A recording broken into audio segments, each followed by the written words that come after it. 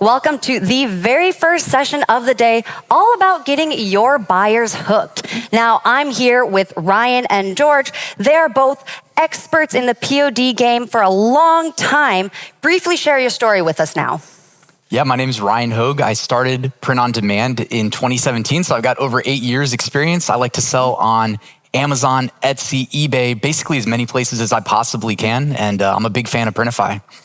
And I was originally a physical seller and transitioned to POD in 2022 and haven't looked back since.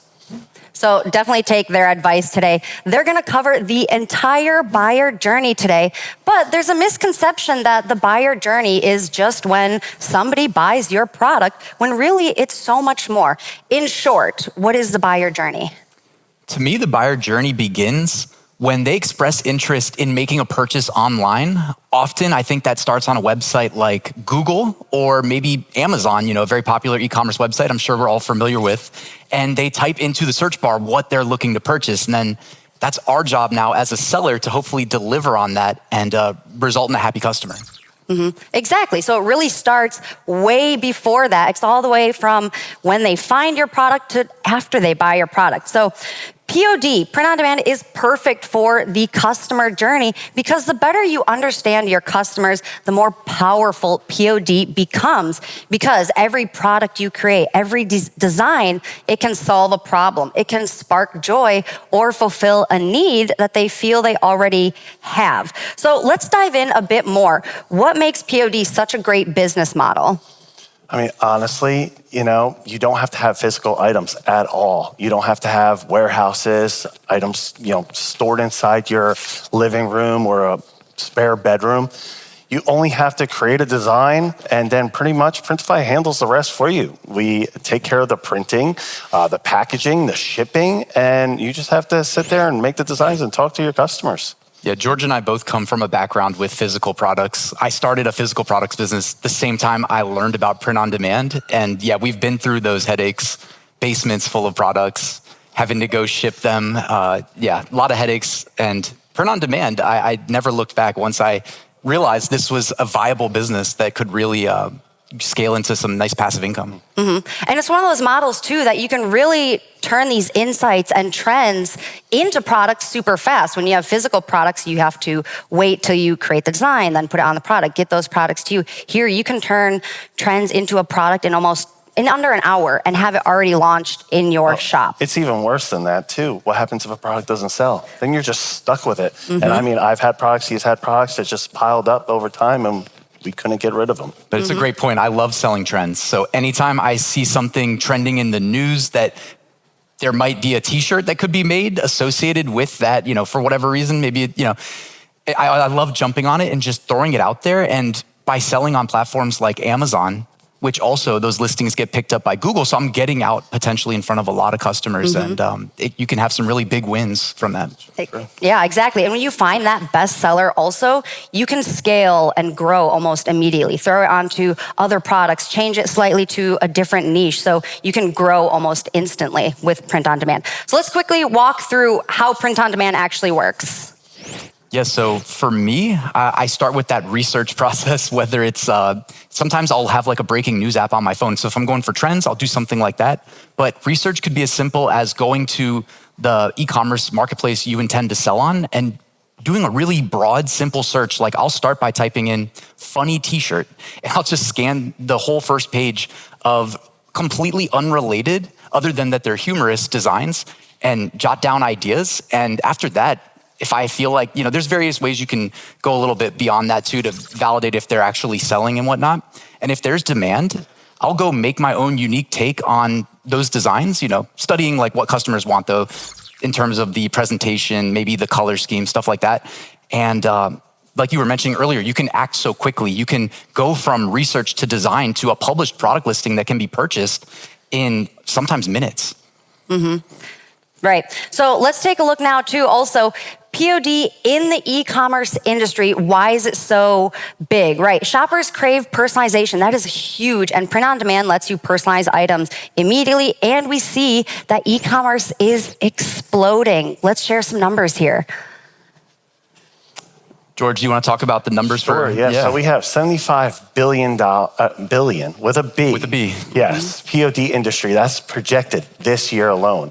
Now, typically, new sellers, they make between $100 and $1,000, whereas more experienced sellers can make anywhere from $2,000 to $10,000 per month with passive income, because this is, pretty much you're just creating things, putting out there, and they're handling the rest for you. George, do you remember your first $1,000 month? Sorry to cut you off. Do you remember it? Yeah, I do. I remember my first $10,000 a month as well, and $100,000 a month. And, that's the great thing is you don't have to worry about this. I mean, it's like, as that income comes in, it's yours, it's in your pocket, and it's just unbelievable because you don't think that there's so much money out there that could be had until you actually start making it. And you're like, why didn't I start this earlier? And, traditionally you have about a 20% average margin. And I don't know about you, but I made my money with margins. The higher the margin, the better, the more money in my pocket. 100%, I agree. I'm all for the 20% like minimum for me. Yes. And I'm not worried about a pricing competition. I'll price mine what I think it's worth. And if it doesn't sell, because print on demand is so accessible, I'm not like heavily invested in a monetary sense into each product listing, making it successful. I'm okay with a product that doesn't sell because we can easily iterate and launch the next one. You guys both talked about your first $1,000 month. Let us know in the chat or in Sellers Club if you've hit your first $1,000 month and kind of what that experience was like. All right, so where does it all really begin? What do buyers do?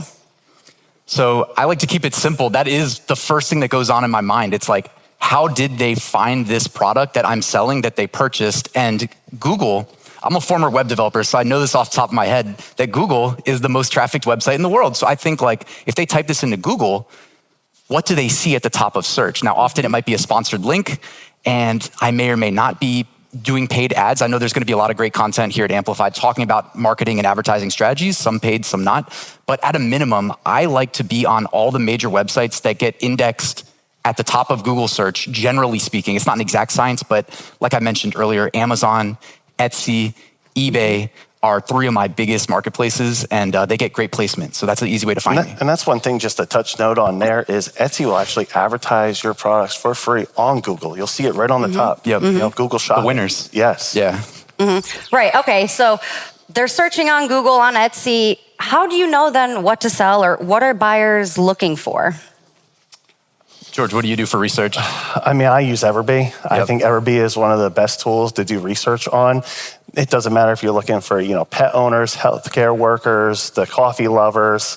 I love espresso and coffee. I mean, I have probably 30, 40 mugs. So I like to see what that top trending mug is. And from there, that's how I know exactly how to go after somebody. So. Yeah, with those tools, you can get additional insights that aren't necessarily available by default, including like how many sales the product has made in the last 7 days, because some things are seasonal. So there's a lot of like little edges that you can cut out for yourself as a seller. Now, make sure you check out Everbee in Sellers Club because we do have an awesome discount for you. But what are some other tools for POD that you guys use? Oh, definitely Midjourney, ChatGPT. Oh yeah, AI tools. The Google AI Studio with Nano Banana is really good. And Kittle just added flows, which actually uses Nano Banana. So yeah, there's some good tutorials coming up in the later sessions here at Amplified. So. Yeah, we'll take you through Kittle a little bit later. We've also got promos for that, so head over to Sellers Club. Now, what do you use to create mockups, and why are mockups so important? Mockups really create that emotional connection with that buyer. That's the first thing that they see, and that you want them to stop scrolling. You want them to envision that they have that product. So design your mockup around what you're selling and to create that connection with them. So as soon as they see it, they go, wow, that's me wearing that shirt, or that's me with that product. That's how you get them every single time. Yep, I'm a big fan of the first mockup specifically, because that's the one that they see in search results too. Because often you can add, let's just say up to 10 mockups or images of your product. And there's various strategies that you'll use beyond the first, but the first is got to be the winner. It's got to be the one that gets them excited about what you're selling. whether it's like an emotional connection based on, their hobbies and interests, or I know we both like to sell humorous, funny type things that just evoke an emotion when they see it, because maybe it just makes them chuckle when they read the text or something. Now, one thing I want to note here is if you are watching from the Sellers Club right now, I actually have an entire tutorial on this, on how to make one with ChatGPT, as well as Midjourney and Nano Banana. So check that out. Also, quick mention, your mock-up photos, if someone's searching for your listing, it may show up in Google, in Etsy, Amazon. It can also show up in ChatGPT now, because people ask for reviews or looking for products in ChatGPT, and it's starting to it could throw out your listing. So get those mock-up. Can I mention too, they're going to learn about Anywhere POD, and they have mock-up automation built into their tool as well. So we talk a lot about, for beginners, maybe don't take like all the shortcuts that are available to you right away. You want to learn the basics, roll your sleeves up, get your hands dirty, but then know that later on, there's tools that are going to offer you a lot of time-saving shortcuts, and Anywhere POD is one of those, specifically with mockups as one aspect. Exactly. So we've already established that emotional products sell. They make people feel something. What are some examples that you can get people to make that emotional connection with your buyers? For me, like, I'm a dog guy. We have little long hair micro chihuahuas that we love to death. So it's like, I'm not just going to go into the dog niche per se. I'll get down to the breed, or even the more like specific subtleties. Like, I don't just have micro chihuahuas, but they have long hair. Like, it's a weird thing. When people see them, they don't even know what breed they are. But that makes me smile every time when I see them. So I might go and I've done this actually. I've taken photos of them, of my dogs, put them on print-on-demand products, and just called it what they are, like what it is: long hair, micro chihuahua, mug, shirt, something. And I'll have people buying my products with my dogs as just an example of a way of like really tapping into that emotion. So like, love for pets is one thing, but you can get down into the specifics, and you can also sell personalized products as well, where you take a picture of their dogs and maybe run it through the AI tools that cartoonize them and give them something that, is really going to trigger that emotion in them. That's such a micro niche too. They're going to search for this long-haired micro chihuahua. I mean, there probably aren't a ton of products with these types of chihuahuas, so they're ready to buy these products, and especially if you can personalize it with the name or the picture. Okay, so you start connecting with the buyers, you start getting some sales, but what do you do to keep growing? So once you start getting sales, favorites, even if you don't have a sale yet, as long as you're getting views and favorites, that means that item is resonating with the customer.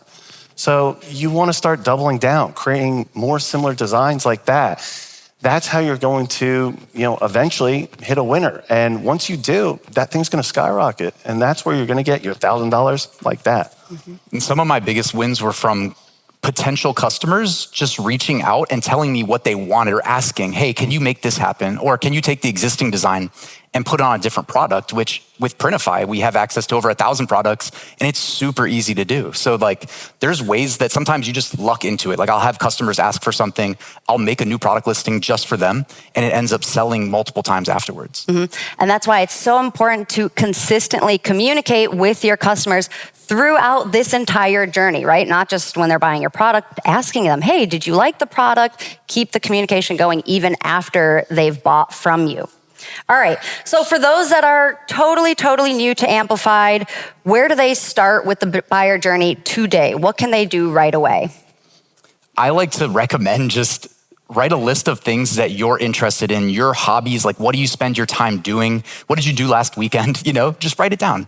And then really evaluate that list and see what you bring personal expertise to. I don't think there's a right or wrong answer. I think as long as you have some insights, you can most likely drill down a little bit further into that niche. I like to go to the platform I'm actually going to sell on, perform a keyword search. So next thing you know, I'm typing in micro chihuahuas into the search bar and just looking at what's selling.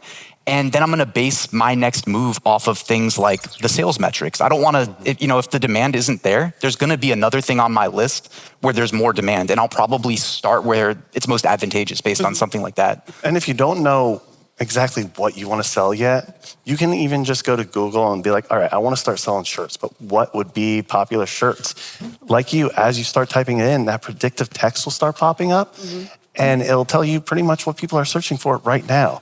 So if you're still on the fence on, okay, I want to sell shirts, but I don't know what type of shirts or what designs, you could do that to figure out what you want to do. I think it is important, right, when you're starting out to try to do something that you are genuinely interested in, your passions, your hobbies, because buyers, they also can kind of spot maybe like a fake design or something like, oh, that doesn't resonate with what we actually do. This seller doesn't know what they're doing. So start with something that you are genuinely interested in. All right, so for those who have been around for a while, they've made some sales, how can they kind of audit their customer journey, find the kinks and work those out?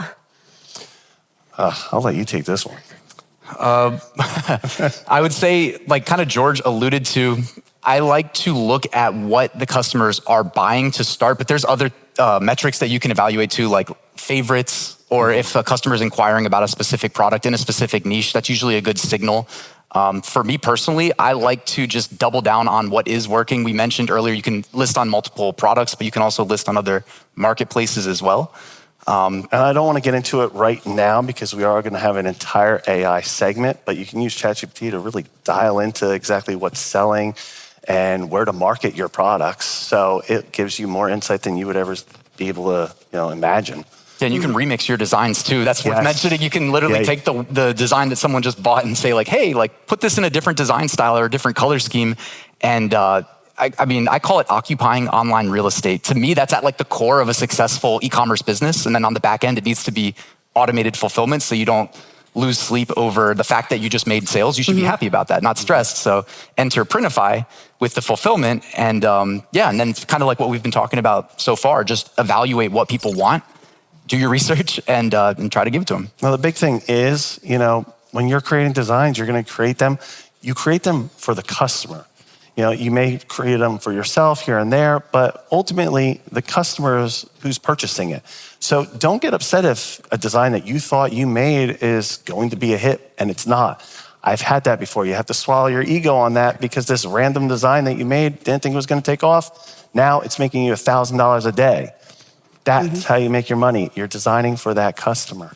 I think every expert here has kind of gone through that, like, oh, I love this design. And then like, why isn't anybody buying my design? It's okay. Don't take it personally. I spent hours or days with this. Why? Right. All right. So some final takeaways for our viewers. For me, to piggyback on what we just talked about too, I like to start with, when it comes to design, simple text. Like, if I do the research that I kind of talked about earlier, where you start very broad, you write down the ideas, you validate, you see what's selling. I might make two versions of a design. One is just text because it's got the most broad appeal. You're less likely to have somebody see it and not want to buy it. Whereas as soon as you introduce a graphic, which often is the right path forward if we're talking about like apparel, t-shirts, usually there's a graphic. You might have the best graphic in the world, but some percentage of people that see it aren't going to like it. So for me, I like two versions of every design, honestly. And the text one is, I'm a little bit biased because I like to do embroidery too, which we haven't even talked about. Embroidery is possible as well. And embroidery simple sells for sure because it's kind of a requirement. So we're actually going to talk about simple text designs specifically with Kittle a little bit later. Stay tuned for that. I know, I was literally just about to say that it doesn't matter right now if you are a beginner, novice, or expert, you are going to learn something today with everything that we have packed. Speaking of, where can they learn more from you? I'm on YouTube at Ryan Hogue Passive Income, talking about print on demand all the time. And YouTube as well, George D. McConnell.